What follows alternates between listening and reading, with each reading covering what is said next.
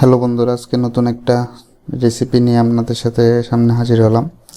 তো আজকের রেসিপিটা হচ্ছে নারিকেলের পাকুড়া। দেখতে অনেকটা গোল গোল সুন্দর লাগতেছে, তাই না? খেতেও কিন্তু খুবই মজার। তো চলুন কিভাবে তৈরি করা হয় সেটা আগে দেখে নিই। তো এটার জন্য নারিকেলটা আগে প্রথমে আমাদের এখানে এটাকে পাকুড়ালি বলে, পাকুড়ালি দিয়ে নারিকেলটা কোরানো হয়। আপনারা অবশ্যই জানাবেন আপনাদের কোন জায়গা থেকে দেখছেন, সেটা কমেন্টে জানাবেন, এবং এই যন্ত্রটাকে কি বলে সেটা অবশ্যই কমেন্টে লিখে দেওয়া বলবেন, এবং এই নারিকেল কীভাবে কোরানোটাকে আপনাদের ভাষায় কী বলে তাও আমাদেরকে জানাবেন। আপনি ওই নারিকেলের সাথে ধনেপাতা, কাঁচামরিচ সাথে লবণ মিশিয়ে, লবণ এবং হলুদ মিশিয়ে ভালো করে ওটাকে মাখতে হবে। কষলায় কষলে একটু ভালো করে মাখবেন। মাখা শেষ হলে এখানে কোনো পানি ইউজ করবেন না। মাখা শেষ হলে তার সাথে সামান্য পরিমাণ ময়দা দিয়ে দিবেন। ময়দা দিতেই হবে, না হলে এটা কিন্তু আপনার দেখতে সুন্দর লাগবে না। এই দেখেন আমি সামান্য পরিমাণ ময়দা দিয়ে দিয়েছি। 2-3 চামচ ময়দা আনাফ, এর থেকে বেশি লাগবে না। এটা আপনার পরিবারের সদস্যদের উপরে বেস করে আপনি এটা নেবেন, আপনি কয়টা খেতে চান। এটা কিন্তু খেতে অনেক মজা লাগে।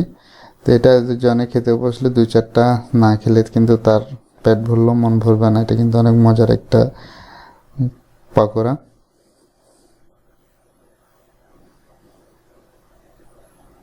এইভাবে এটাকে গোল গোল করে, রসগোল্লার মতো করে গোল গোল করে আপনার তেলে বসিয়ে দিতে হবে। আর লোহার কড়াই যদি করেন এটা এক্ষেত্রে অনেকটা বেটার। এটা নাকি ওই লোহার কড়াইয়ে করলে মা বলে অনেক ভালো হয়। এটা ভাজা বড়া নাকি লোহার কড়াইয়ে ভালো, তেল কম টানে নাকি কি জানি, এ জাতীয় কিছু একটা বলে মা।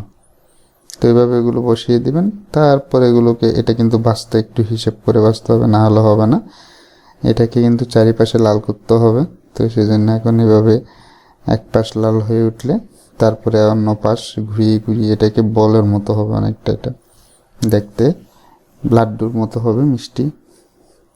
খেতে কিন্তু খুবই মজা। রেসিপিটা খেতে অনেক মজা। যদি একবার খান তাহলে এটা বারবারই খাবেন। এটা নারিকেলের পাকোড়া। নারিকেলটা কিন্তু কুকড়ে নিতে হবে। এটা কিন্তু কোনো ধরনের আর বড় কোনো পিস করা হবে না। এটা যতটা ছোট হয় তত ভালো। আবার কোনো ব্লেন্ডও করা যাবে না।